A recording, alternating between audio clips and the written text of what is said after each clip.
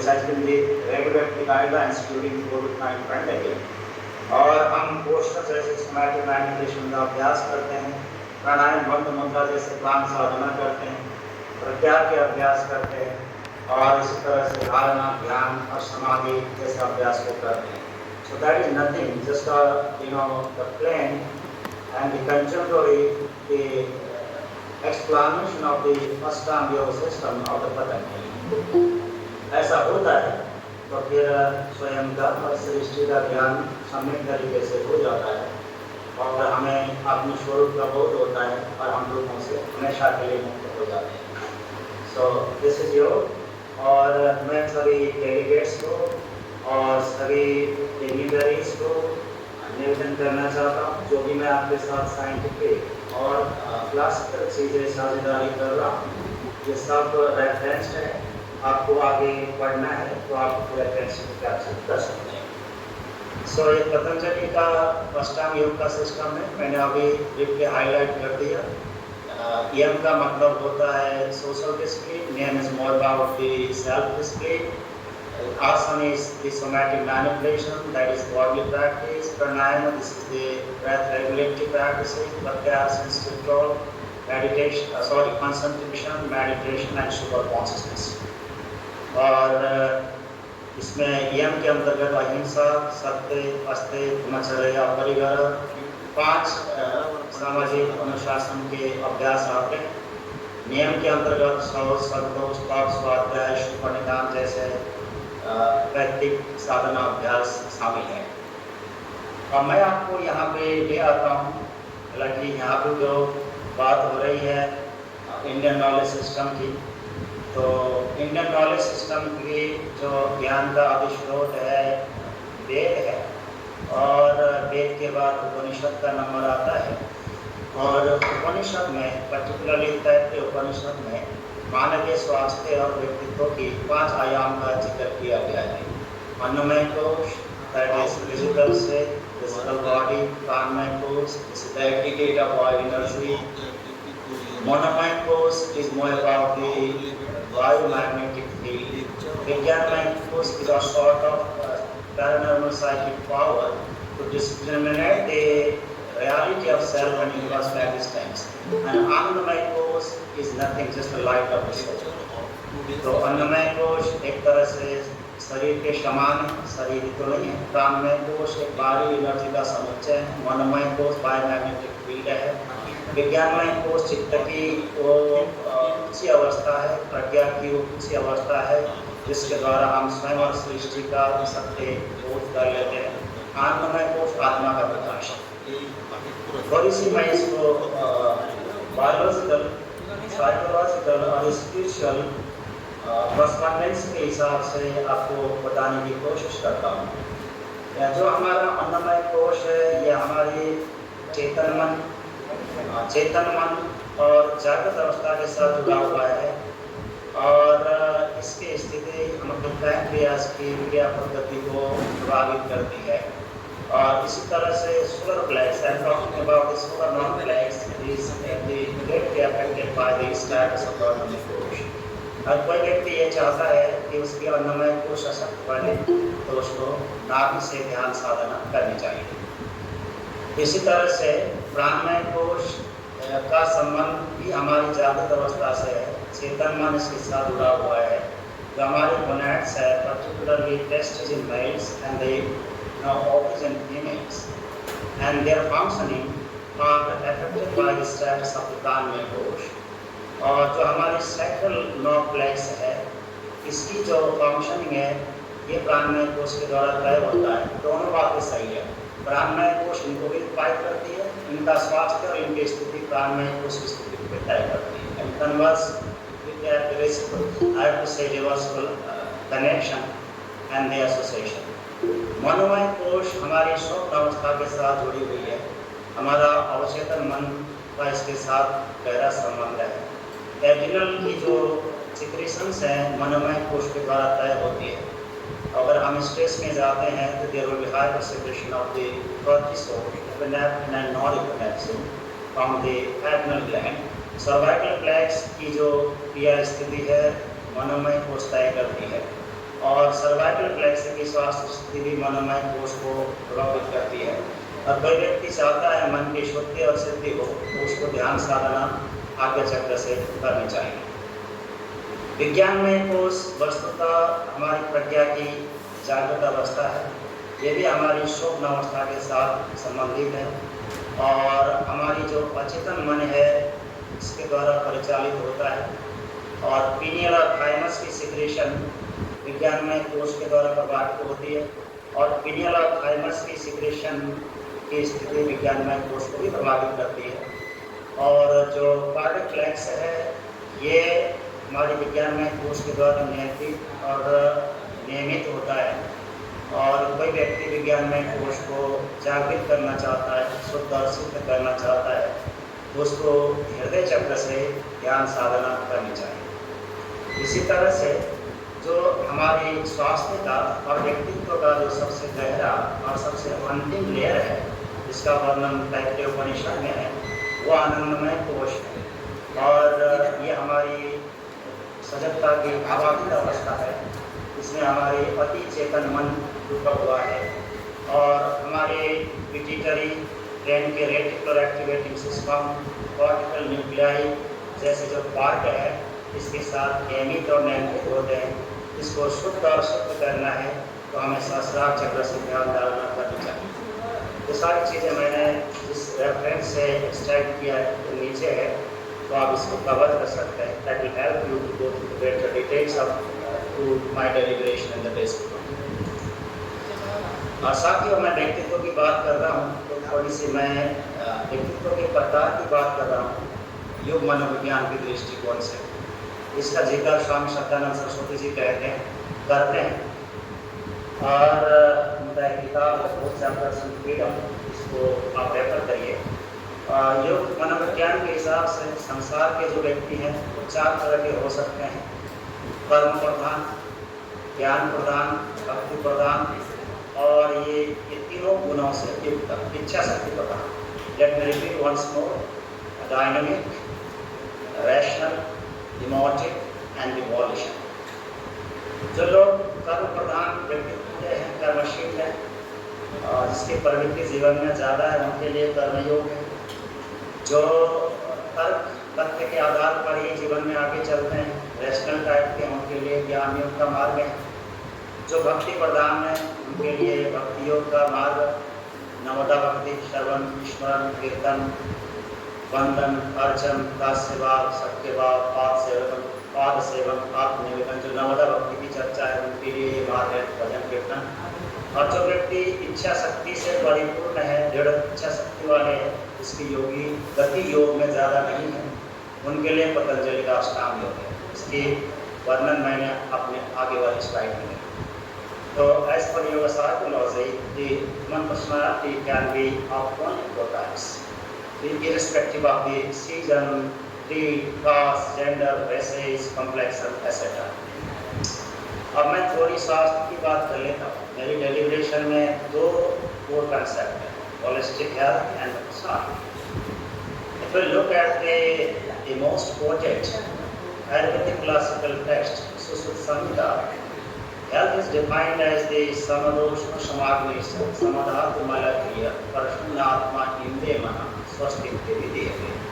वायदे मैंने श्लोक यहाँ पे नहीं डाला है, बड़ा पॉपुलर श्लोक है, आप कहीं भी इसको देख सकते हैं। इसका अर्थ ये होता है अगर व्यक्ति के शरीर में त्रिदोष, अग्नि, सप्त धातु, 3 मल युक्त अवस्था में है और साथ साथ में व्यक्ति की आत्मा, मन और इंद्रिय प्रसन्न है तो ऐसे व्यक्ति को स्वस्थ कहना चाहिए। तो हजारों साल पहले आयुर्वेद में वर्णित स्वास्थ्य की परिभाषा स्वास्थ्य के 4 आयाम को हमें बताती है: शारीरिक दोष, अग्नि, धातु, मन शरीर के हिस्से हैं और इस तरह से जो सेल्फ भी आत्मिक स्वास्थ्य को इंगित करता है, माइंड और मन को इंगित करता है। और सेंस इसका मेंटल हेल्थ और सेंसरी कंट्रोल अच्छा होता है, इन लोगों की सोशल हेल्थ अपने आप अच्छा हो जाती है। तो this definition of the health as explained in Sushruta Samhita duly emphasizes the physical, mental, social and spiritual dimension of the human health consistently as discussed in the yogic classical text. और यहाँ पे मैं वेलनेस की बात आपके साथ करना चाहता हूँ। 2006 में WHO ने एक होलिस्टिक हेल्थ से नज़दीक का एक नया कंसेप्ट लाया, वेलनेस। WHO के द्वारा जो पब्लिशाइज्ड हेल्थ की डेफिनेशन है, उसमें स्पिरिचुअल डायमेंशन अभी तक ऑफिशियली नहीं जोड़ा। कॉन्फ्रेंस में, सेमिनार्स में डिबेट और डिस्कशन जरूर हुए होंगे, but it's not officially documented that spiritual dimension is also an indispensable part of the human health. But in 2006, WHO coined the new term wellness that is very nearer to the concept of holistic health, and defined in such a way, wellness is the realization of the fullest potential of an individual, physically, psychologically, socially, spiritually and economically with work-life balance. मैं इसको समझ करके बता रहा हूँ। अगर कोई व्यक्ति अपनी शारीरिक, मानसिक, सामाजिक, आध्यात्मिक और आर्थिक सामर्थ्यों का पूर्ण रूप से एहसास कर सकता है, इनको व्यवहार में ला सकता है और साथ साथ में अपने वर्क लाइफ की संतुलन को बिठा पाता है, तभी व्यक्ति को तंदुरुस्त कहा जाएगा। वेलनेस का हिंदी क्या होगा, मैं कोशिश कर रहा था जानने के लिए, तो ऐसे तो तंदुरुस्ती दिखाई पड़ता है इसकी ट्रांसलेशन, लेकिन मुझे लगता है बड़ा शब्द है। यहाँ पे मैं आपको दोबारा जोड़ दे के बताना चाह रहा हूँ। आप और हम तंदुरुस्त तब कहलाएंगे जब हम अपनी शारीरिक, सामाजिक, मानसिक, आध्यात्मिक और आर्थिक सामर्थ्यों का एहसास करते हैं और व्यवहार में ट्रांसलेट कर पाते हैं। इसके साथ में वर्क लाइफ बैलेंस के साथ, वर्क लाइफ बैलेंस भी जरूरी है। हम फिजिकली हेल्दी है, साइकोलॉजिकली फोकस्ड है, सोशली एडॉप्टेबल है, स्पिरिचुअली एलिवेटेड है और इकोनॉमिकली प्रोडक्टिव है, लेकिन हम अपने अलग अलग रोल्स को कम्युनिटी में, धार्मिक क्षेत्र में, कार्य क्षेत्र में, जहाँ भी जरूरत है जीवन में, वहाँ पे सही से निर्माण नहीं कर पाते तो हमको स्वस्थ नहीं कहा जाएगा। मल्टीनेशनल कंपनीज में और ऑर्गेनाइजेशन में बड़ा इशू है वर्क लाइफ बैलेंस। जब मैं NMDC में आपके छत्तीसगढ़ में गया था 2007 में, तो NMDC के लेडीज़ क्लब में जब मैंने वुमेन्स हेल्थ केयर के लिए योग की वर्कशॉप कंडक्ट किया था, तब वहाँ के महिलाओं ने मुझे ये बताया था कि सर जब हमारी मिनिस्टर की क्लास आप लेंगे स्ट्रेस मैनेजमेंट में, तो जरूर उनको ये बता देना कि वो घर में ज़्यादा समय दे। यानी work life balance is very close to the life, and amid that work life conflict is the biggest issue in the contemporary organizations. So this is the latest definition of wellness as coined by the WHO. अब ये मेरा publication है, आप पढ़ सकते हैं। मनुष्य के जीवन में तरक्की के लिए कुछ बाधाएं हैं, जैसे तो पतंजलि के हिसाब से जो अविद्या, अस्मिता, राग, द्वेष, अभिनिवेश, पंच क्लेश, tensions as the root cause behind the failures of the human success, failures of the human life. मनुष्य जीवन में जो भी असफलताएं मिलती हैं इन्हीं के कारण से। जिसके जीवन में कलेश है तो उससे व्याधिपना, इलनेस पैदा होगा, apathy, doubt, procrastination, laziness, over somatosensory indulgence, delusion and incompetence and the unstable progress. ये सारे के सारे मूल जोड़ पंचक्लेश हैं। ये पतंजलि सूत्र में ये 9 बाधाएं, 9 कारण बताया गया है जीवन में असफलता के। जिसके जीवन में कलेश ज़्यादा होंगे ये 9 बाधाएं पैदा होंगी, जिसके जीवन में 9 बाधाएं होंगे उनके जीवन में दुख होगा, मन कमजोर होगा, यानी चिंता रहेगा, शरीर में ट्रेमर्स आएंगे, श्वास प्रश्वास की गति यानी अव्यवस्थित हो जाएगी, सारा का सारा होगा। और इस सब चीज़ को ठीक करने के लिए हमें क्या करना चाहिए, अष्टांग योग करना चाहिए। इसका वर्णन मैंने आपको आगे किया। अब मैं आपको बहुत इम्पोर्टेंट चीज़ बताता हूँ जो होलिस्टिक हेल्थ प्रमोशन और पर्सनालिटी डेवलपमेंट के लिए आवश्यक है। सवाल ये आती है आज के समय में कि योग में क्या करें, कैसे करें और क्यों करें।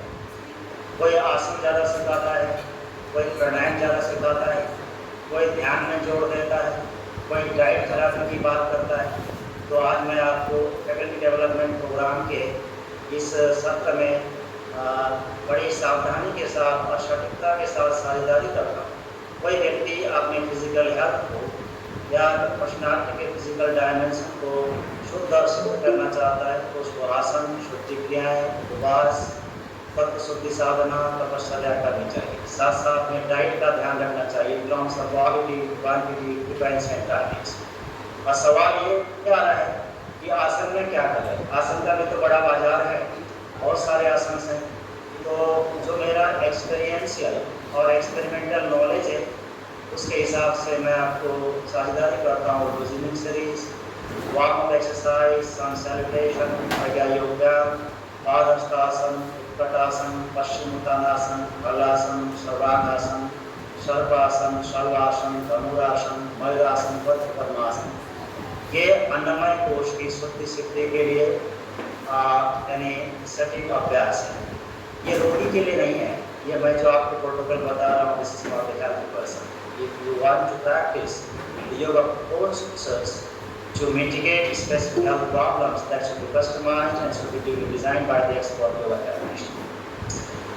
इसी तरह से अब मैं यहाँ पे ज़्यादा तत्व शुद्धि क्रियाएँ, फास्टिंग, डाइट, तत्व शुद्धि, तपस्या की बात नहीं कर पाऊँगा, समय सीमा है।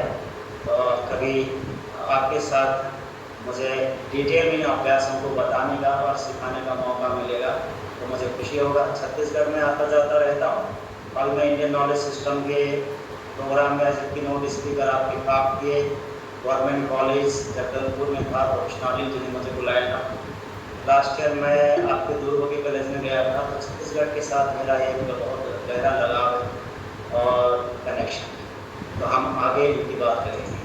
प्राणिक से I was just talking about the प्राणिक से one of the crucial part to connect the physical and psyche। मनुष्य के मन और शरीर के बीच का कड़ी है प्राण। और प्राणमय कोश की शुद्धि और शक्ति के लिए हमें यानी बंध, मुद्रा और प्राणायाम का अभ्यास करना चाहिए। बंध में मूल, उद्यान, जालंधर और महाबल। मुद्राओं में महा, खेचरी, विपरीत करनी, योनि, शांभवी, अगोचरी, उचरी, और इस तरह से प्राणायाम में एब्डोमिनल ब्रीदिंग, थोरैसिक ब्रीदिंग, प्राणाकर्षण, लोम विलोम, अनुलोम विलोम, सूर्य वेदन, उज्जाई, सुतारी, सुतरी, वस्त्रिका, bhramari, पुरुषाप्लाव, these are the most important ones। वैसे हमारी गुरु परंपरा में आज भी ज्ञात अज्ञात में 80 से ज़्यादा प्राणायाम की विधि बताई जाती है। यानी हठयोग के जो मेन ग्रंथ हैं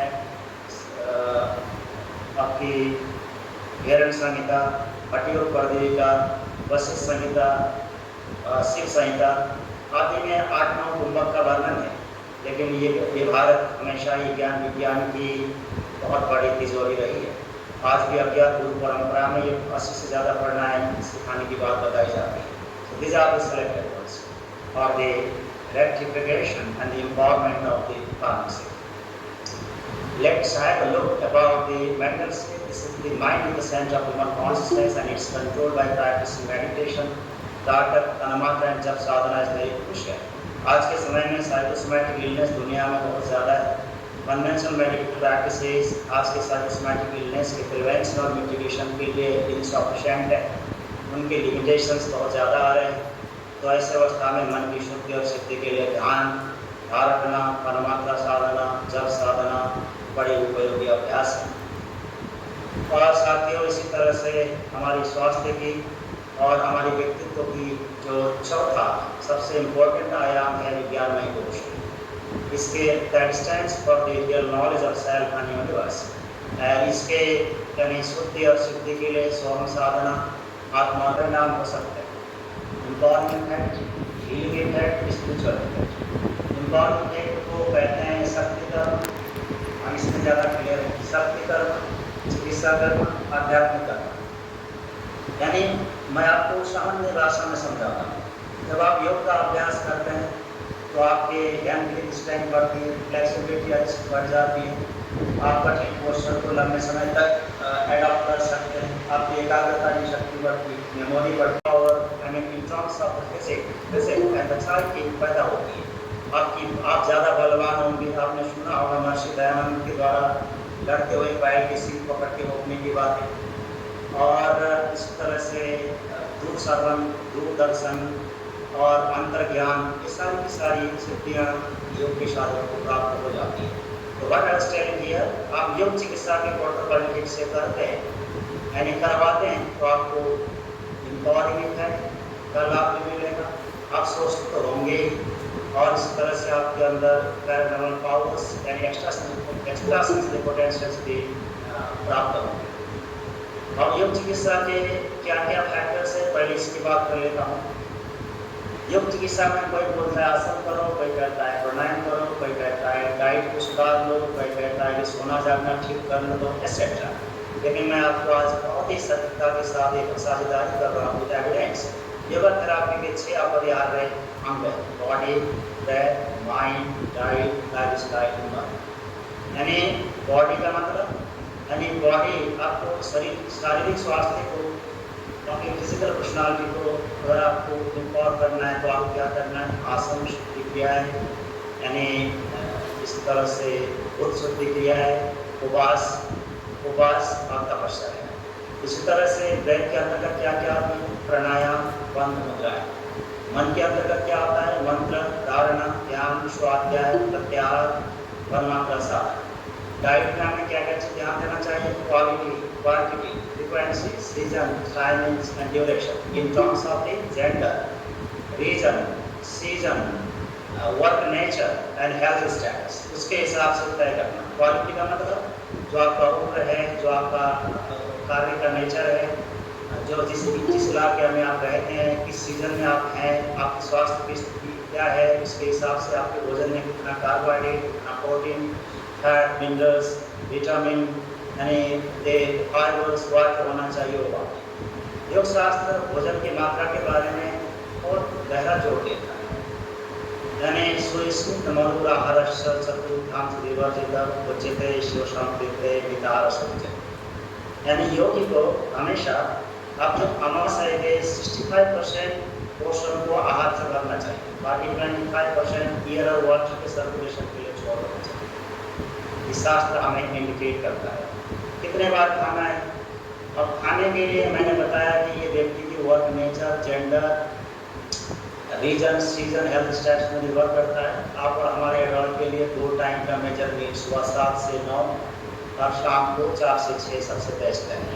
सीजन के हिसाब से भोजन होना चाहिए। हमारी आयुर्वेद स्वास्थ्य में दिनचर्या की बात की गई, टाइमिंग्स मैंने आपको बता दिया, और भोजन कितने देर में खाना है, all these are related to the diet and dietary habits।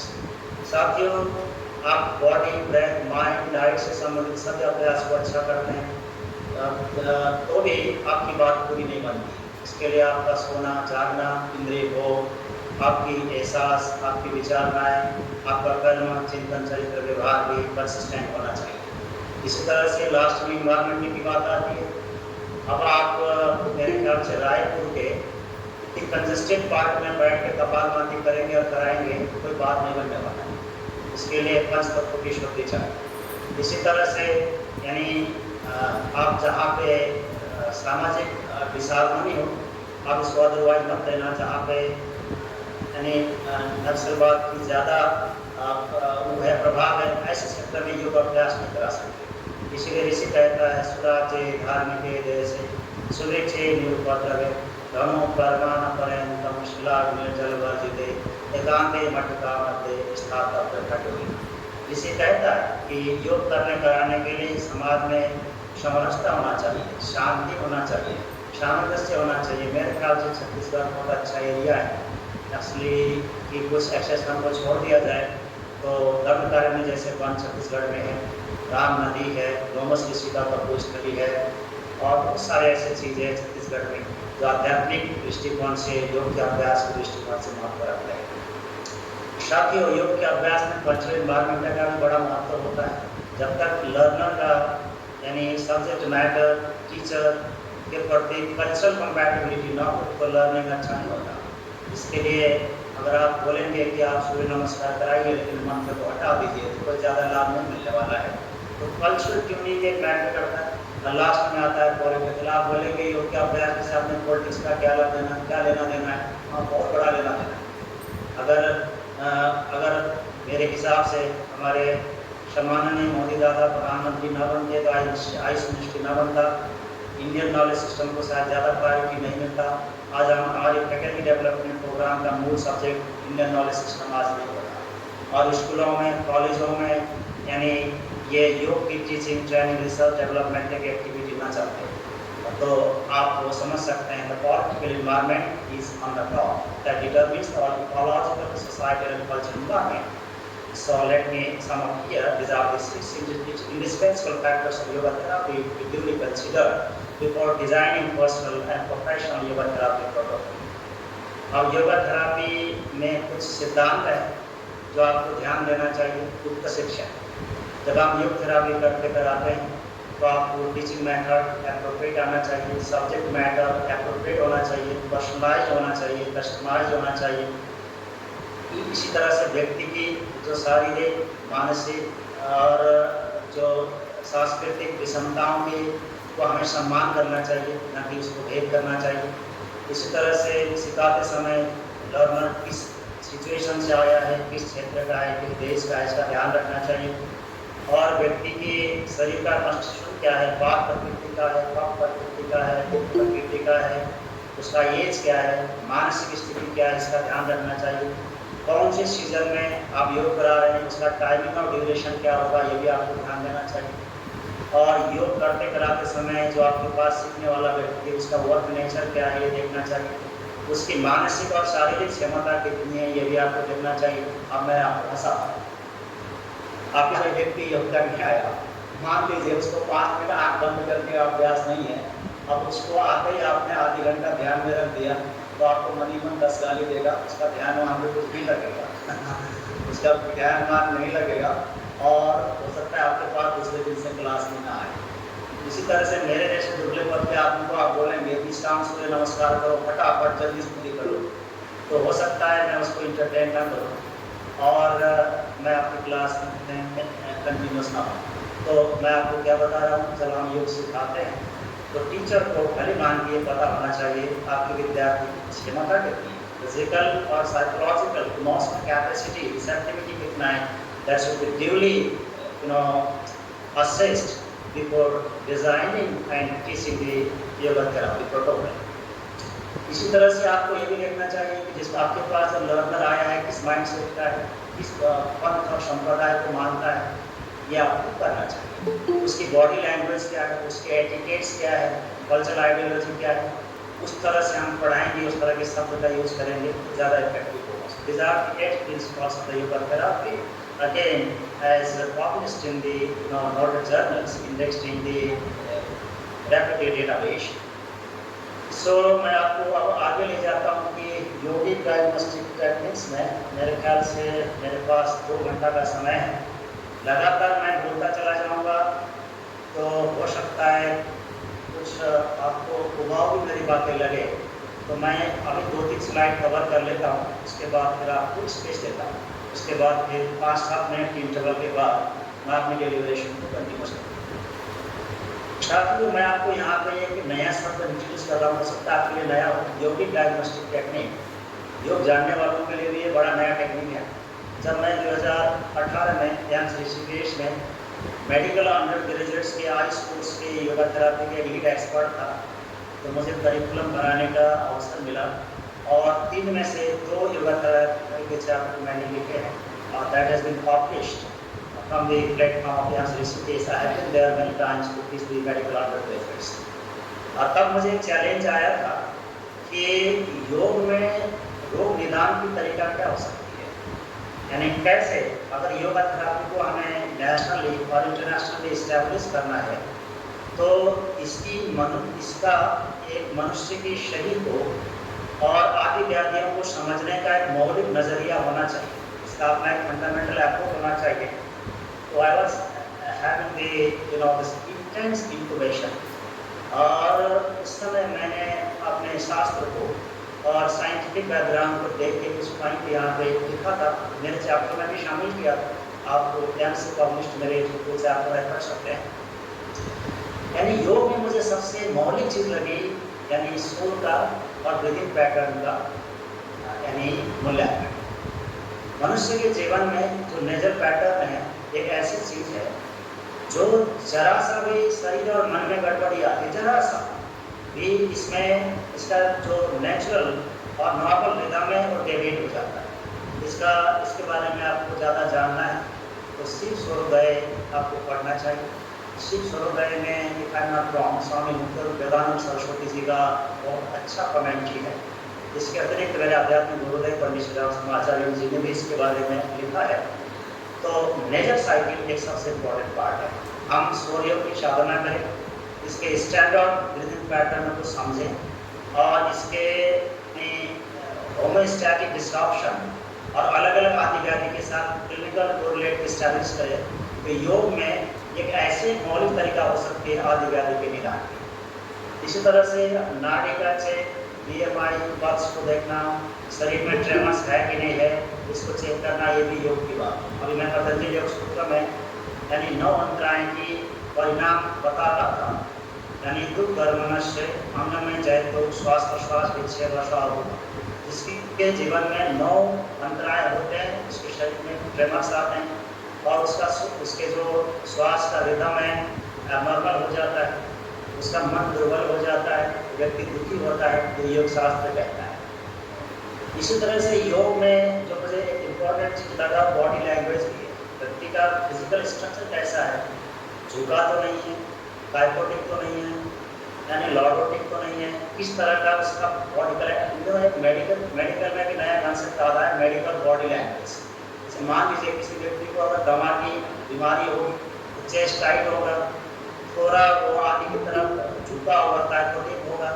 तो अगर आप बारीकी से दिनों पैरामेडिकल साइंस में नया टेक्निक आया है, नया तो मैं क्या बोलूँ काफ़ी दिन से चल रहा है, ऑस्टियोपैथी कीरोप्रैक्टिस। इसमें हम बॉडी के हेड ग्रॉस से लेके यानी माइनर लेवल तक जाके अलाइनमेंट को देखते हैं, यानी बॉडी लैंग्वेज को, बॉडी स्ट्रक्चर को चेक करते हैं, उसके हिसाब से मैनुफैक्चरिंग थेरेपी करते हैं। इसी तरह से उसके जीवन में डिप्रेशन और डिप्रेस तो नहीं है, उसके जीवन में जो सेल्फ स्टीम और सेल्फ की स्थिति क्या है, उसके में जीवन में शरीर और मन में कब्जा तो नहीं है, और शरीर का कब्ज बाउल कॉन्स्टिपेशन, जोड़ों में साइनिबल फ्लूइड तो नहीं जमा है, उसके जीवन में तनाव, पैसिविज्म, निराशावादी सोच, यानी aggression, frustration, depression, obsession, rumination, negative thinking जैसी चीज़ तो नहीं है। उसके शरीर में रक्त, lymph, urine, stool, cerebral spinal fluid की कंपोजिशन क्या ठीक है, और इस तरह से उसकी शारीरिक और मानसिक प्रतिरोधक क्षमता कैसा है, ये सारे पार्ट यौगिक डायग्नोस्टिक पर्सपेक्टिव के दायरे में आते हैं। इसको ऑपरेशनलाइज करने की ज़रूरत है, वैलिडेट करने की ज़रूरत है। इसी तरह से यानी व्यक्ति का सोना, उसका भूख, उसकी एनर्जी का लेवल ठीक है कि नहीं है। अगर व्यक्ति को समय में नींद आती है, गहरी भूख लगती है, दिन भर अपने काम में प्रसन्नता बनी रहती है, जागरूकता एनर्जी बना रहता है, तो इस व्यक्ति को स्वास्थ्य कहना चाहिए। उसको कोई भी टेस्ट कराने की जरूरत है। Let me repeat once more, because you are realizing this state deep and timely sleep and appetite, along with the enthusiasm and energy throughout the daily activities, then you are healthy. अगर ऐसा नहीं है तो आप रोगी हैं। इस तरह से आप ओवरऑल आपकी क्वालिटी ऑफ लाइफ को मेजर कर सकते हैं। योग चिकित्सा में महत्वपूर्ण एक नजरिया का डायग्नोसिस का भी, जीव देख के आदि व्याधियों का निदान आयुर्वेद में भी की जाती है, एलोपैथ वाले भी इसका यूज करते हैं, ट्रेडिशनल चाइनीज मेडिसिन में तो इसका अधिक प्रयोग होता है, लेकिन योग की आप क्लासिकल अप्रोच में देखेंगे तो जीवा का निदान ही योग निदान में एक समग्र प्रक्रिया, इसको ज़्यादा एक्सप्लोर करने की जरूरत है, वैलिडेट और हाईलाइट करने की जरूरत है। सो these are some approaches to diagnose to assess the health and the assess different psychological problems from yogic perspective. I have to say the Indian traditional medical system perspective. तो इस तरह से साथियों योग के मैंने कुछ बात अभी कवर करी है। अब आगे की स्लाइड में आपके साथ सभी एविडेंस बेस्ड रिसर्च से आधारित बातें करूँगा। मैं चाहता हूँ मेरे डेलिब्रेशन के ऑलमोस्ट 45 मिनट्स हुए, मैं अपनी डेलिब्रेशन को क्वेश्चन आंसर के लिए यहाँ पे रोकता हूँ। अगर आप पूरा मोनोटोनस हो गए हैं तो रेफरेंस भी हो सकते हैं। Thank you everyone. Let us have a pause of 5 to 10 minutes together. Okay. So I request master of ceremony to moderate the question and answers. Thank you.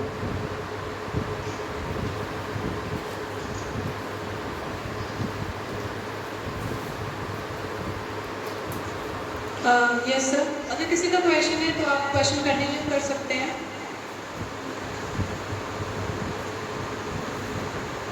एक छोटे से इंटरवल के बाद सेशन वापस से कंटिन्यू होगा।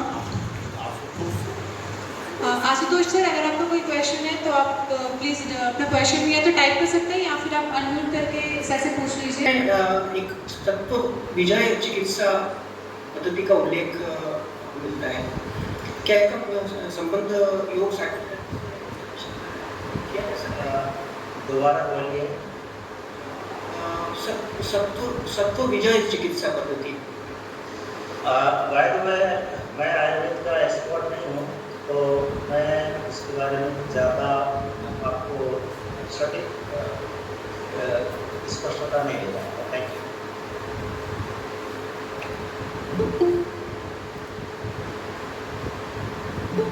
यस,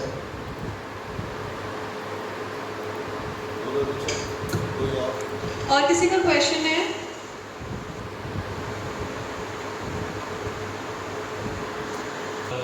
क्या sir yoga के साथ कुछ रिस्क एसोसिएटेड है या कुछ मेजर प्रिकॉशन जो हमको लेनी चाहिए? अगर कुछ हो तो आप सर थोड़ा। Good question. That will be that I will cover at the end of my deliberation. अभी मैं जब आपको पढ़ाऊंगा साइंटिफिक चीज़ें, बेनिफिट्स क्या है, इसके रिस्क और कंट्राइंडिकेशन क्या है, क्यों आते हैं, वो आपको स्टार्ट करेंगे। इसी का पार्ट है, एडवांस में अभी नहीं देता हूँ, उसमें प्रिसाइजली 5-7 स्लाइड उसी में। थैंक यू यूज किया। इसमें उपाधि नाम से भी एक शब्द अक्सर जुड़ा हुआ आता है सर। मैंने काफ़ी समय से जानने का प्रयत्न किया कि ये क्या चीज़ है। व्याधि को समझ में आई कि शारीरिक डिजीज है सर, उससे रेफर किया जा सकता है। अधि और उपाधि उसमें नहीं आ पाया कि क्या कनेक्शन है इसका, इस पर क्लासिकली मेरे पास इसकी कोड तो नहीं है। उपाधि का मतलब मुझे लगता है कि मनुष्य के जीवन में कुछ मान सम्मान पाने के जो फैक्टर होते हैं, अहंकार के पोषण के लिए जो मनोवृत्ति होता है, अगर वो ज़्यादा हावी हो और व्यक्ति को ना मिले तो भी रोग में बदल जाता है। So the desire of having उपाधि and to pacify the ego may also create the psychological problem.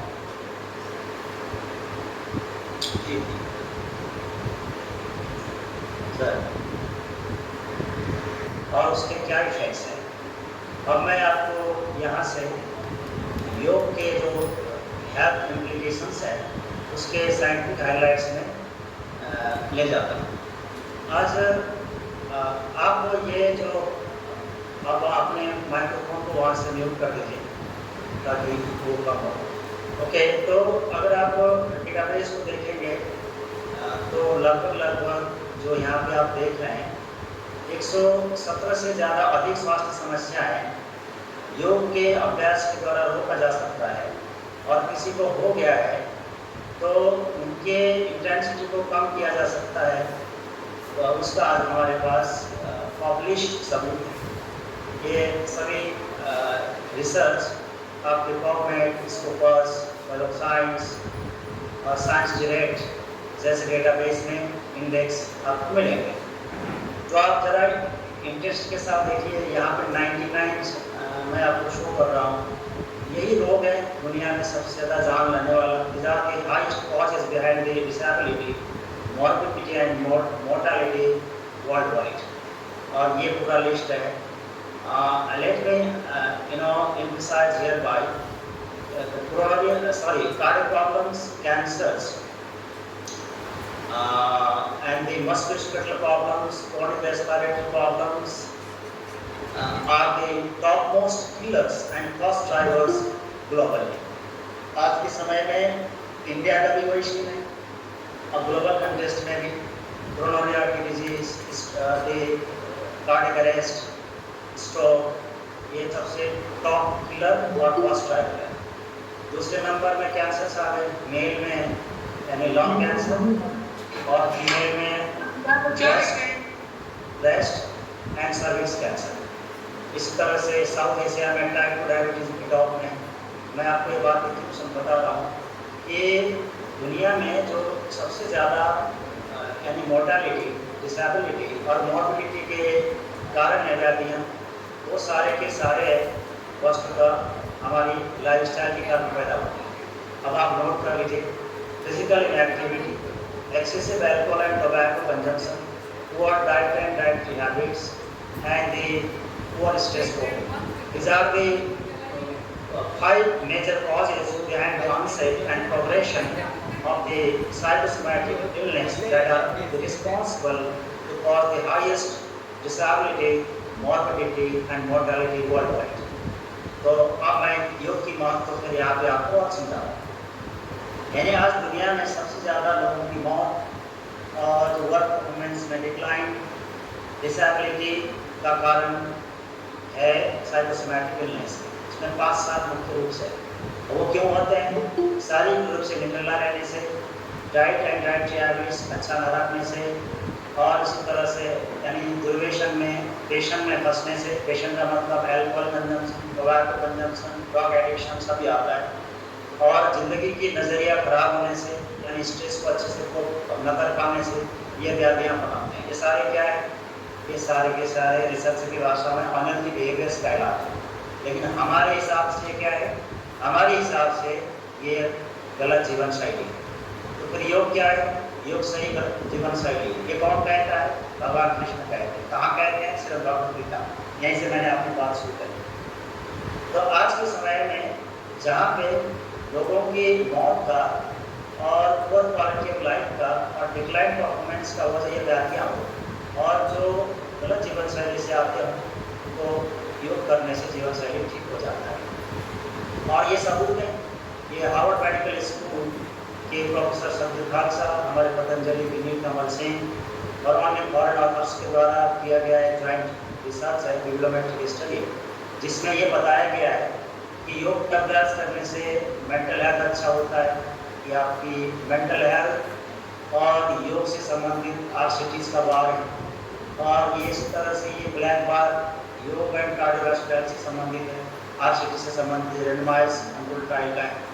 इस तरह से रेस्पिरेटरी और योग का ही बार है। तो आप जरा देखिए, दुनिया में सबसे ज़्यादा लोग कितना से मरते हैं? कार्डियोवास्कुलर प्रॉब्लम से। योग करने से कार्डियोवास्कुलर डिजीज का प्रिवेंशन होता है, मिटिगेशन होता है। इसमें सबसे ज़्यादा रेंडमाइज्ड कंट्रोल ट्रायल्स हुए।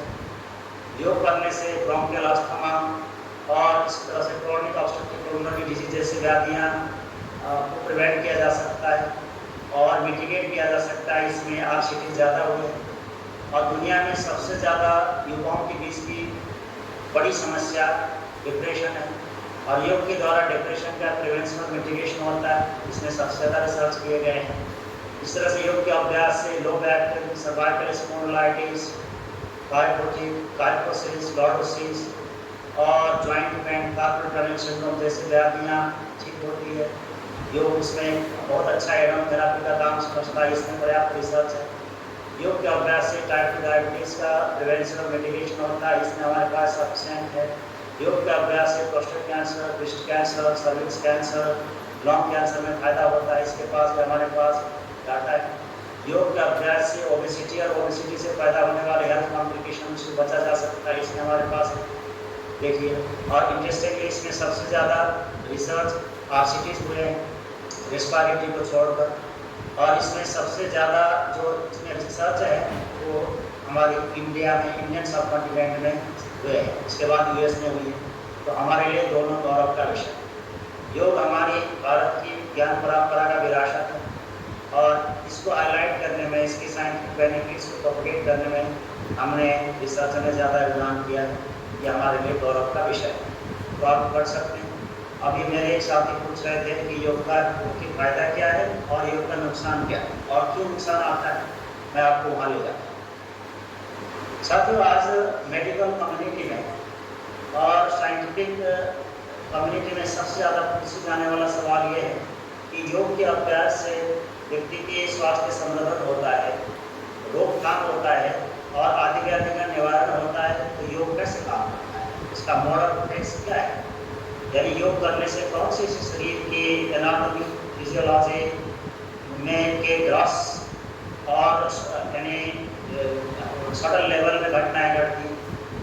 ये मैंने mouth study journal of medicine में पब्लिश्ड एक आर्टिकल को लिया है, जिसमें ऑथर्स ने सभी पब्लिश रिसर्च को, फाइंडिंग्स को कवर करके इसके समरी इफेक्ट को प्रोजेक्ट करने की कोशिश किया है और ये बताया है कि योग के अभ्यास करने से neuroendocrine system activity, cell trafficking, immune system और बायोइलेक्ट्रोमैग्नेटिज्म ऑप्टिमाइज हो जाता है, इनका मॉड्यूलेशन होता है, यह अच्छा होता है। कैसे, इसका क्या सबूत है?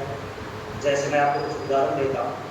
योग के अभ्यास करने से हमारे सिंपैथिक नर्वस सिस्टम का डाउन रेगुलेट होता है, hypothalamus pituitary axis down regulate होता है, वेगस टोन मॉड्यूलेट होता है, कॉर्टिसोल, एपिनेफ्रिन और नॉरएपिनेफ्रिन जैसे स्ट्रेस हार्मोन डाउन होते हैं, ब्लड में ग्लूकोज की मात्रा कम हो जाती है। योग का अभ्यास करने से गाबा, एंडोर्फिन, एंटीफेलिन, सेरोटोनिन, आनंदमय यानी जो ब्रेन डिराइव्ड न्यूरोट्रांसमिटर फैक्टर, जो न्यूरोप्लास्टिसिटी का एक मेन मार्कर है, इनमें सुधार आता है। यानी योग के अभ्यास करने से चिंता कम हो जाती है, अवसाद कम हो जाता है, इमोशनल, सोशल, स्पिरिचुअल वेलबींग बढ़ती है, हार्ट रेट वेरिएबिलिटी बढ़ता है। ये सारी बातें हम इस बात को संकेत करते हैं कि योग के अभ्यास करने से न्यूरो एंडोक्राइन एक्टिविटी ऑप्टिमाइज हो जाता है। मोरोवर मैं आपको यहाँ बता रहा हूँ, ये बातें मैंने आपको हालांकि बता दी। योग के अभ्यास करने से कॉर्टिसोल डाउन होता है, ऑक्सीटोसिन का लेवल बढ़ता है, this is happy hormone and that's good for the psychosexual health. Vasopressin का लेवल बढ़ता है, यानी it enhances the inhibitory control of amygdala, prefrontal cortex, principal cortex and the oxytocin. यानी इसके कारण से हमारी यानी मेंटलाइजेशन अच्छी होती है, वर्बल कम्युनिकेशन अच्छा होता है, बॉन्डिंग और क्रिएटिव बिहेवियर अच्छी हो जाती है, इमोशनल रेगुलेशन अच्छा होता है, कामनेस, लव, एम्पैथी और कंपैशन पैदा होती है। और योग के अभ्यास करने से मैंने आपको बताया हार्ट रेट वेरिएबिलिटी बढ़ती और हार्ट रेट डाउन होता है। और ये योग के अभ्यास करने से इंसुलिन सेंसिटिविटी अच्छी होती है, यानी इंसुलिन टॉलरेंस अच्छा हो जाता है, ग्लूकोज का टॉलरेंस अच्छा होता है, जो डायबिटिक के डायबिटिक में की सुधार में सहायक है। डिजिटल एडिपोसिटी डाउन होती है, हमारी मूड और स्लीप अच्छी हो जाती है, स्ट्रेस डाउन होता है और एंडोथेलियल फंक्शन सुधार होता है, ऑक्सीडेटिव स्टेट डाउन हो जाती है। इस तरह से यानी योग के अभ्यास से इम्यूनोलाइटिक प्रोफाइल अच्छा होता है, कोएगुलेशन अच्छा होता है। So these are the markers of the improved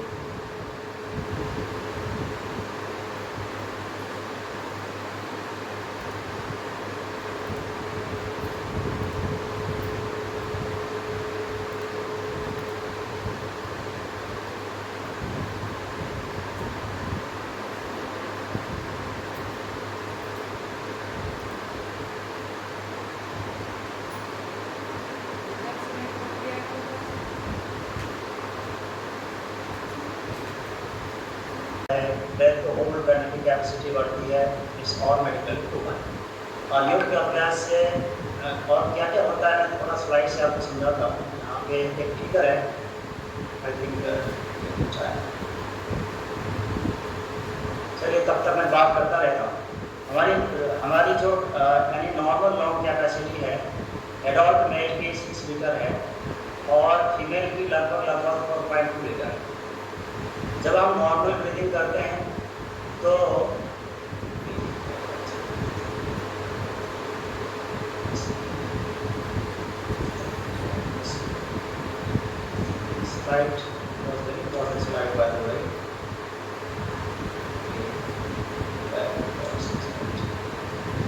okay, तो 6 लीटर है, 4.2 लीटर एडल्ट फीमेल का है। जब हम नॉर्मल ब्रीदिंग करते हैं तो 500 ml एयर को लेते हैं। 500 में से लगभग आपकी 150 ml यानी कंडक्टिव एयर वॉइस को फुलफिल करने में लग जाता है। और फाइनली हमारी कैलकुलेटर लगभग आपको 350 ml लिया जाता है। और मैं आपको ये बता रहा हूँ कि सामान्य श्वास प्रश्वास के दौरान यानी लंग्स की 80% पार्ट को एयर नहीं मिलता, ऑक्सीजन नहीं मिलता और वो पार्ट प्रेशित रहता है। और लंग्स की फिजियोलॉजी कुछ इस तरह से है, जिस पार्ट में ऑक्सीजन की सप्लाई नहीं होती वो पार्ट यानी इनएक्टिव रहता है। तो गहरी श्वास न लेना लंग फाइब्रोसिस का और क्रॉनिक रेस्पिरेटरी हेल्थ इशू का एक बहुत मेन कारण है। अब आप योग करने से क्या होगा, यहाँ पे क्लाउड से मैंने स्लाइड रखा था, अब ये इमेज है तो मेरे ख्याल से पता नहीं इसमें क्या दिक्कत आई। ओके, तो मेरी बात आपको समझ में आ रहा होगा। गहरी श्वास हम लेते हैं तो अगर आप मेल हैं तो टाइडल वॉल्यूम के अतिरिक्त 3100 ml एयर ज़्यादा आप लेते हैं। अगर आप फीमेल हैं तो 1900 ml एयर ज़्यादा लेते हैं।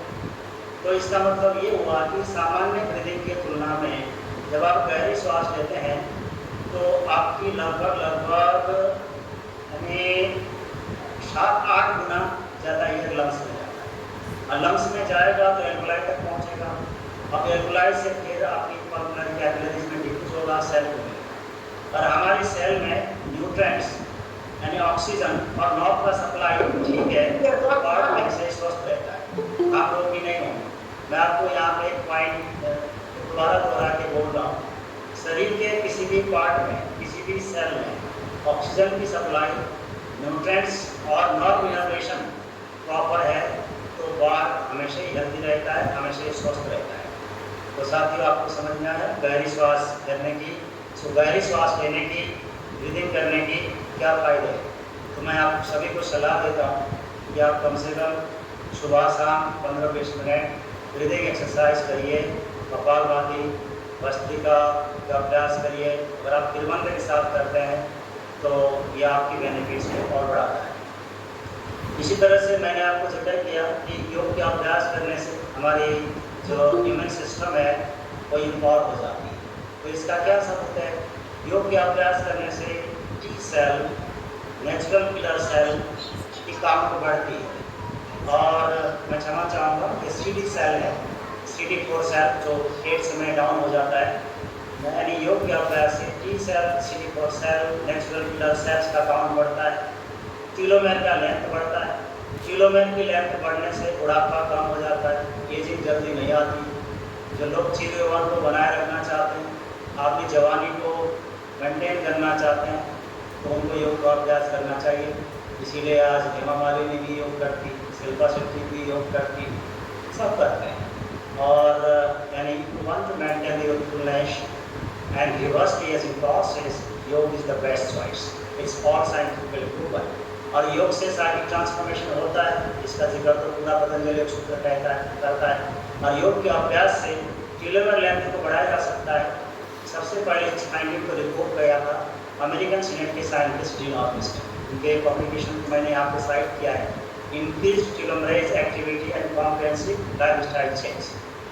So this is very important. और योग के अभ्यास करने से यानी इंटरल्यूकिन 1 और सीरेक्टिव प्रोटीन, साइटोकाइनिन्स, केमोकाइनिन्स जैसे इन्फ्लेमेटरी मार्कर्स डाउन होते हैं।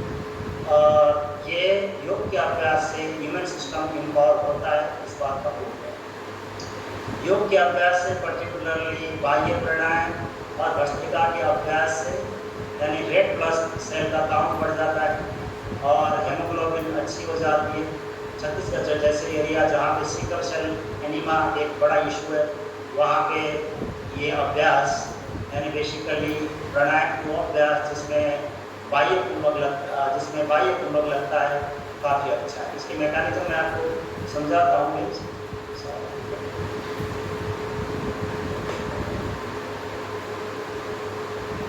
सर मेरे स्लाइड में फिगर्स थे, आई डोंट नो डिस्प्ले होता था, इशू इंटरनेट की उधर है, तो मेरे ख्याल से होना चाहिए ब्रॉडबैंड में, वो नहीं आ रहा है।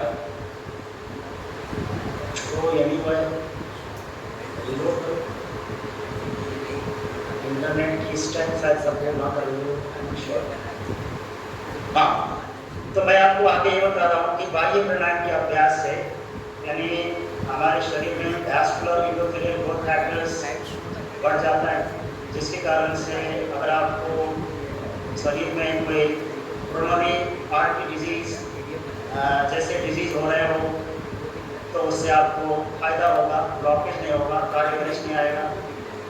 इसके अभ्यास करने से यानी बाह्य प्राणायाम की बात कर रहा हूँ, फिर जीन का एक्सप्रेशन अच्छा होता है, जिससे आप कैंसर से बच जाएंगे। यानी बाह्य प्राणायाम के अभ्यास करने से नाइट्रिक ऑक्साइड सिंथेस की मात्रा बढ़ती है, जिसके कारण से आप psychosexual problem particularly erectile dysfunction, premature ejaculation जैसे समस्या से बच सकते हैं।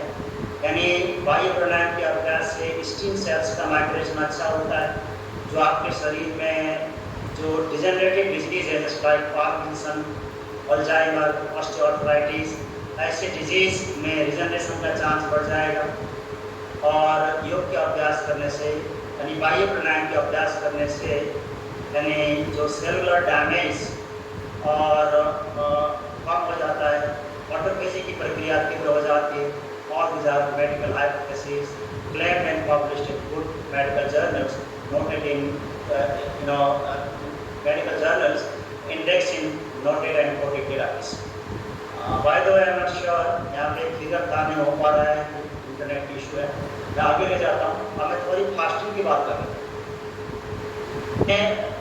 मानवीय व्यक्तित्व के आपको 5 पिलर्स बताए, अन्नमय कोश, प्राणमय कोश, मनोमय कोश, विज्ञानमय कोश, आनंदमय कोश। उनकी सिद्धि और सिद्धि की साधना अभ्यास ही बताया। और उसके तहत अन्नमय कोश की साधना में एक अभ्यास उपवास का भी था। इंटरमिटेंट फास्टिंग हमारी सांस्कृतिक परंपरा का एक मेन अंग है। कोई एकादशी को फास्ट करता है, कोई रविवार को, कोई गुरुवार को, कोई मंगलवार को, सबकी अपने आप में तरीका है रीजन, सीजन और कल्चर के हिसाब से। मैं थोड़ी सी हाईलाइट करना चाहता हूँ फास्टिंग के साइंटिफिक बेनिफिट्स। यानी फास्टिंग करने से हमारे शरीर में ऑक्सीडेटिव स्ट्रेस कम होता है, डीएनए रिपेयर अच्छा, माइटोकॉन्ड्रिया की काउंट बढ़ती है, सिंथेसिस अच्छी हो जाती है, जहाँ पे एनर्जी बनती है, ऑटोफेजी और माइटोफेजी क्रिया अच्छी हो जाती है, क्रॉनिक इन्फ्लामेशन सब्साइड हो जाती है। तो आप समझ में आ रहा है? योग के यानी अगर आप फास्टिंग का अभ्यास सप्ताह में एक बार करते हैं ठीक से, सही तरीके से, तो आपको कैंसर की व्याधि नहीं होगी। और दुनिया में कॉस्ट ड्राइवर और किलर में कैंसर का स्थान दूसरा नंबर है, दूसरे में। उसमें भी क्या, ब्रेस्ट कैंसर, सर्विक्स कैंसर और लंग कैंसर। तो उपवास कितना इम्पोर्टेंट है। तो मैं आपको सलाह दूंगा, आपको और मेरे और सभी लोगों को सप्ताह में एक दिन नियम से फास्ट रखना चाहिए। ये स्वास्थ्य का सूचक है और ये अन्नमय कोश की रूप साधना अभ्यास के। और इसी तरह से फास्टिंग के अभ्यास से और भी फायदे हैं। यहाँ मैंने फिगर में डाला था, लेकिन स्लाइड अपलोड नहीं हो रहा है, तो मैं आगे बढ़ता हूँ। अब मैं वहाँ जाता हूँ कि योग के अभ्यास करने से नुकसान भी हो सकता है क्या? हाँ दोस्तों, नुकसान हो सकता है। अगर आप योग समझदारी से करते नहीं हैं तो नुकसान हो सकता है। ऐसा केस रिपोर्ट जर्नल में पब्लिश है, जिसके आधार पर मैं इस बात को आपके सामने कर रहा हूँ। जैसे ये survey study biopsychosocial medicine journal में पब्लिश है, जिस स्टडी में लगभग 2508 लोग को शामिल किया गया था। इसमें से लगभग 1343 लोग किसी रोग से ग्रसित थे और उसमें और लगभग 1061 लोग कोई ना कोई दवा ले रहे थे। इसमें से मतलब 2508 में से लगभग 687 लोग, आप मान लीजिए मोरलेस 700 लोगों को कंट्राइंडिकेशन रियलाइज हुआ। उन्होंने कुछ अनडिजायरेबल सिम्टम्स को फील किया। तो योग में कंट्राइंडिकेशन क्यों आते हैं? देखिए, आप योग का मतलब दुनिया में आसन, प्राणायाम, बंध मुद्रा, ये ज़्यादा है। बेसिकली जो केस स्टडीज पब्लिश हुए जिसमें योग की कंट्राइंडिकेशन हाईलाइट की गई है, वो वस्तुतः आसन से ज़्यादा संबंधित है। तो कौन सी योग अभ्यास में क्या कंट्राइंडिकेशन आ सकता है, इस बात को साइंटिफिक तरीके से बताने के लिए आज हमारे पास पर्याप्त रिसर्च नहीं है। तो जो फाइंडिंग्स ओवरऑल आई है मैं साझेदारी कर रहा हूँ। मुझे लगता है ये भी आपके पर्सनल और प्रोफेशनल प्रैक्टिस के लिए काफ़ी अच्छा है। पुअर टेक्निकल अलाइनमेंट, आपकी कराने योग सिखाने की तरीका और योग में आवश्यक अलाइनमेंट ठीक नहीं है तो कंट्राइंडिकेशन आएगा। इसीलिए मैंने योग के सिद्धांत में पहले बता दिया appropriate teaching method, improper sequence. इसके बाद क्या करना है ये आपको भली भांति में पता होना चाहिए। जब पहले से आपको कोई इंजरी है बैक की, हिप की और सर्वाइकल की या शरीर के अन्य किसी पार्ट की, आपको कोई सर्जरी हुई है तो आपको योग के अभ्यास के दौरान पर्टिकुलरली पोस्चर, प्राणायाम, बंद मुद्रा के अभ्यास के दौरान इंजरी की संभावना ज़्यादा हो। अगर आप योग अभ्यास के दौरान अपने कंफर्ट लिमिट्स को क्रॉस करके ज़्यादा जोर लगाते हैं तो भी आपको कंट्राइंडिकेशन आएगा। और योग के अभ्यास के दौरान आपकी आप ओवर उत्साहित हो जाते हैं। स्वामी जी को आपने वृश्चिकासन करते हुए देखा, आप भी शुरू हो गए वृश्चिकासन लगाने। तो योग में जिन टीचिंग एड्स आए हैं, पॉप्स, ब्लास्टर्स, इस तरह के जो एड्स आए हैं स्टिचिंग के डिवाइसेस, उसका आप ठीक तरीके से सावधानी से यूज़ नहीं करते हैं तो भी कंट्राइंडिकेशन आएगी। पढ़ाने वाले व्यक्ति या तो पढ़ाता ही सही नहीं पढ़ाता या तो पढ़ाते समय उसकी दिशा निर्देश स्पष्ट नहीं है तो भी आपको कंट्राइंडिकेशन दिखाई पड़ेंगे। और एक मैंने और बताया कि योग सीखने वाला व्यक्ति जो आपका योग का क्लाइंट है, योग सीखने वाला व्यक्ति है, उसमें ऑलरेडी क्रॉनिक डिजीज है, हेल्थ इश्यूज है, उसमें कंट्राइंडिकेशन ज़्यादा है। सो these are the some risk factors contribute to the possible contraindications, particularly during practice of poses, breath regulations and the बंद मुद्रा।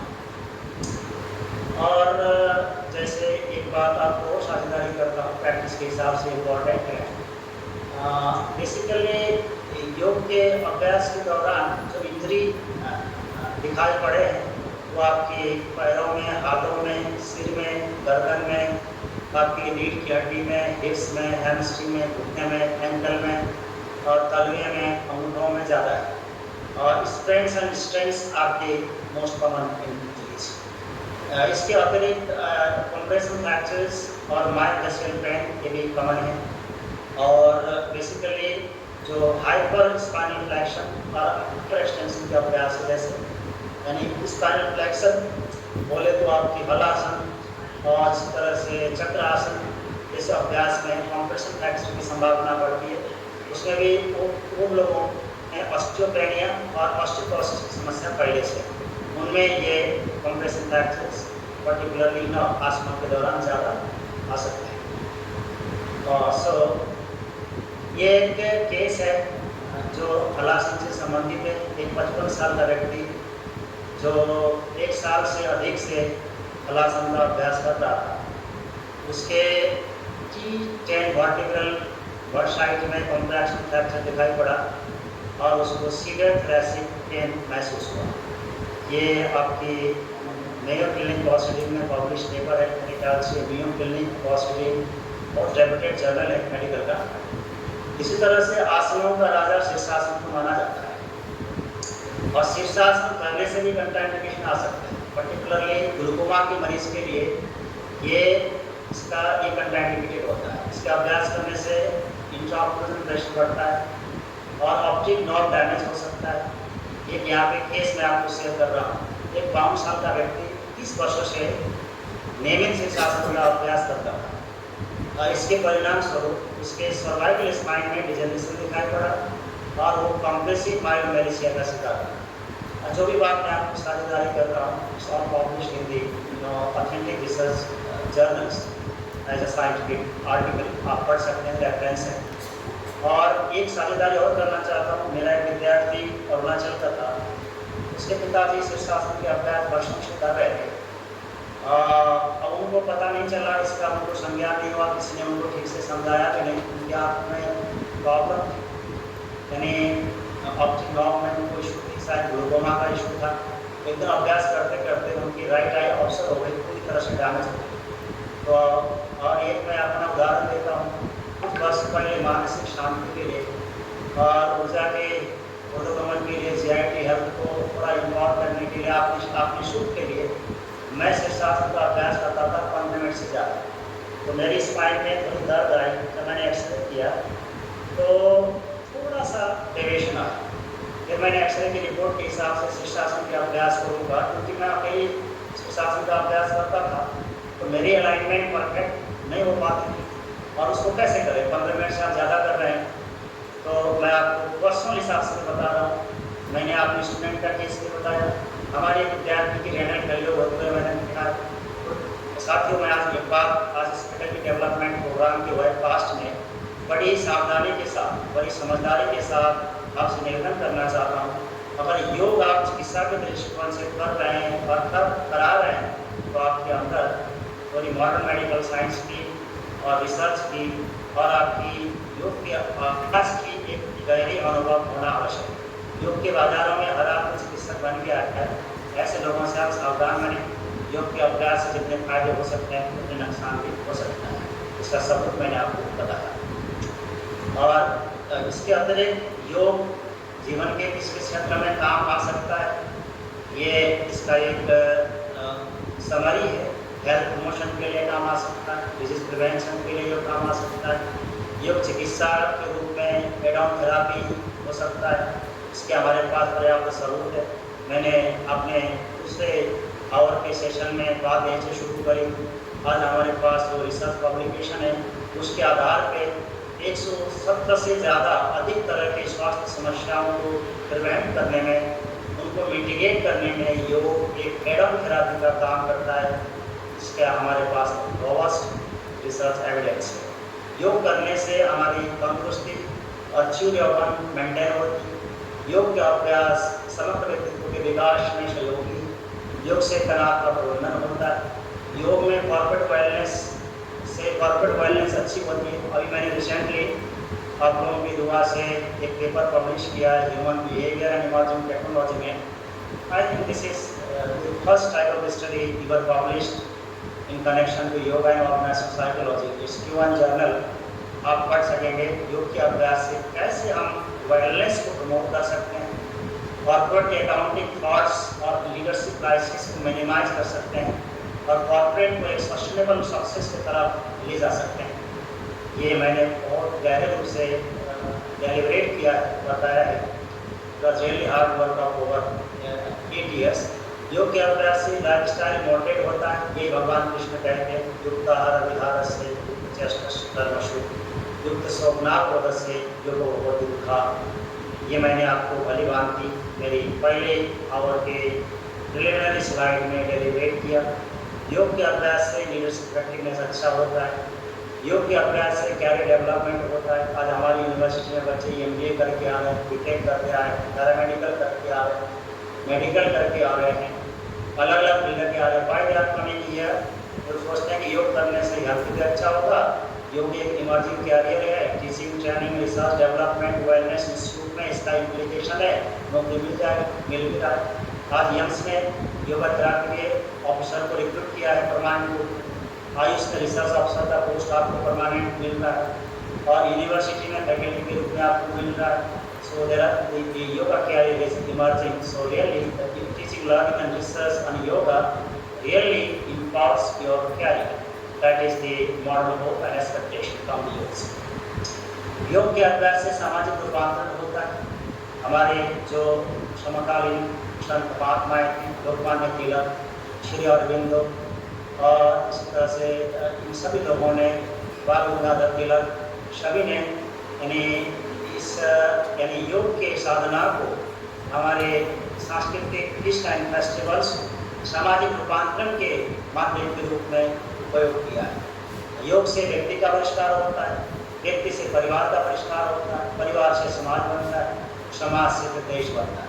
So I strongly believe that yoga practice is one of the most secular, legacy of the Indian knowledge system to transform the Indian society and to make the nation prosperous and the knowledge superpower worldwide. So योग के अभ्यास से हमारी सभी faculties empower होती है।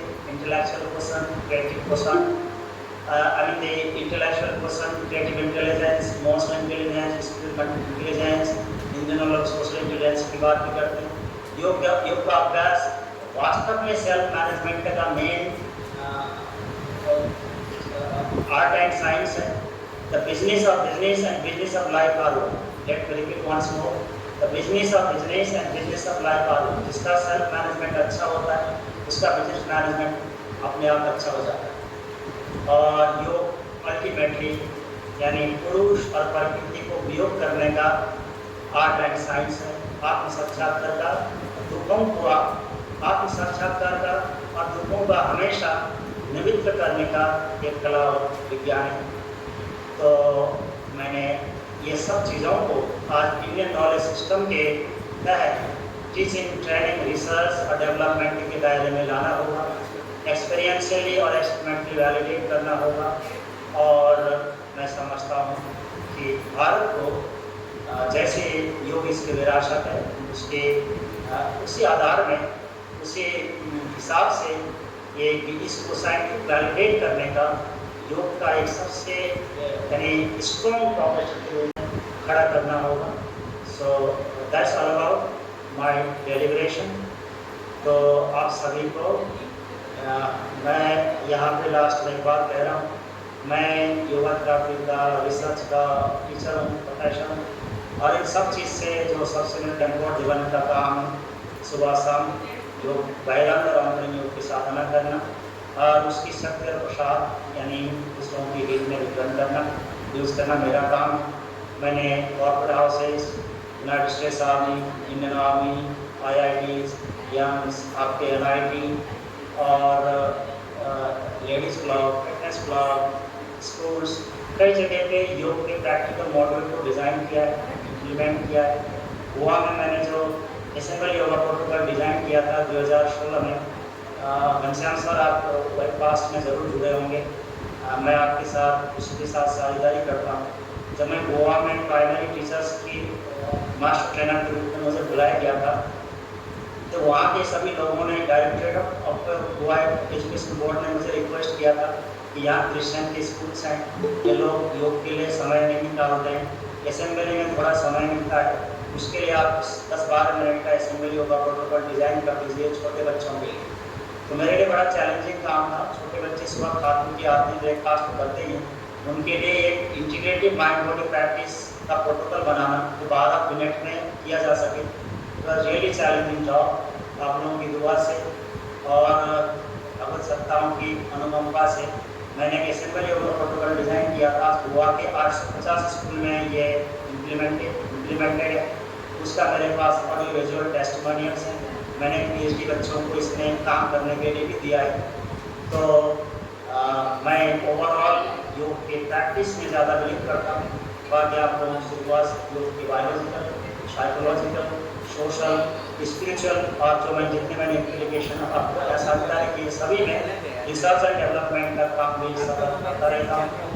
और मुझे आज के सत्र में आपके साथ अपनी बातें कहने की, और लास्ट में पतंजलि तंत्र के संस्थापक परम पूज्य स्वामी जी की तरफ से आप सभी को पुष्पगुच्छा वर्षा के साथ पुनः स्वागत, अभिवादन और आप सभी का आभार।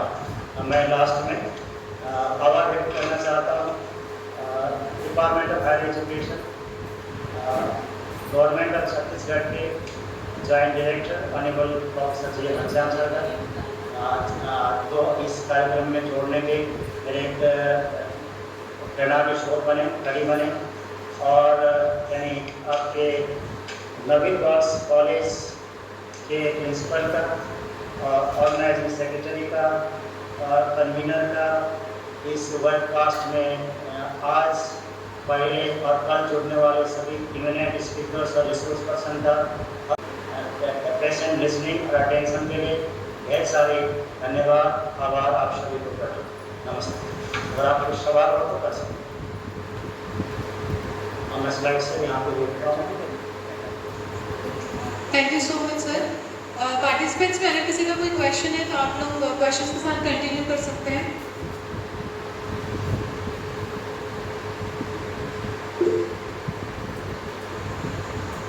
सर आई बिलीव आपने चीज़ें इतनी क्लैरिटी के साथ बताई कि हम लोगों को कोई डाउट नहीं है। अच्छी बात है। So, madam, yes sir. can I stop slide sharing? आगे sir stop your slides. Okay, so sir, I think किसी का कोई question नहीं है, so I would like to formally express my gratitude towards your session. So first of all, thank you so much for sharing your experience and enlightening us with your knowledge. We are very grateful for your precious time. Sir आपने बहुत सारी चीज़ें बताई, हम लोगों के लिए बहुत ही यूज़फुल था। आपने योगा के बारे में बताया, उसके इम्पोर्टेंस को बताया, आपने बताया कि योगिक मॉडल क्या है हॉलिस्टिक पर्सनालिटी का, और वो सारी चीज़ें कैसे हमारी विभिन्न पार्टिसिपेंट्स में अगर किसी का माइक ऑन है तो प्लीज़ मेक श्योर कि आप अपने माइक को म्यूट कर लें। Discussion on that, I think my case was some question.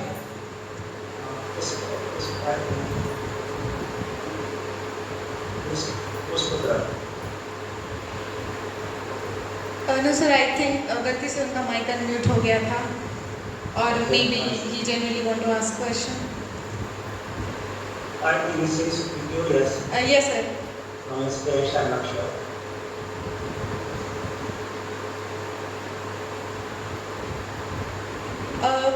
Mister Pushp Karar, अगर आपका कोई क्वेश्चन है तो आप कंटिन्यू कर सकते हैं।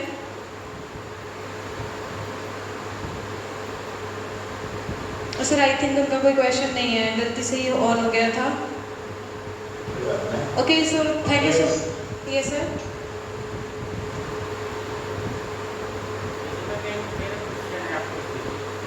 ओके सर, एक क्वेश्चन है हमारी तरफ से।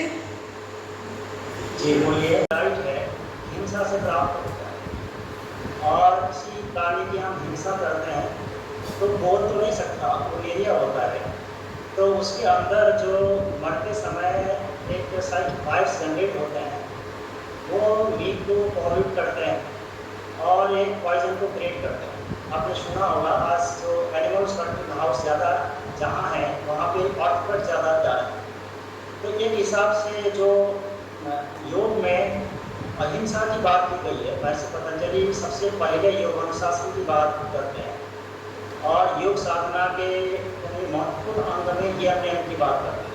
उनका कहना तो यह है कि कुछ करो या ना करो, आसन प्राणायाम करो या ना करो, केवल यानी नियम का पालन करने से और नियम का पालन करने से समाधि प्राप्त हो जाती है। तो सर ये जो योग के सोशल और जो पर्सनल प्रैक्टिसेस है उसमें अहिंसा एक मेन पार्ट है, ठीक है। और रही दूसरी बात है, और स्वास्थ्य की दृष्टिकोण से आपको समझाता हूँ, मीट खाने से शरीर में फ्री रेडिकल ज़्यादा बनता है, और मीट खाने वाले नॉन वेजिटेरियन लोगों में कैंसर का अटैक ज़्यादा होता है, और लास्ट में ओवरऑल मार्केट पे है। और मांसाहार की आप सेवन ज़्यादा करेंगे तो आपके अंदर एग्रेशन ज़्यादा होता है, आप फील कर सकते हैं।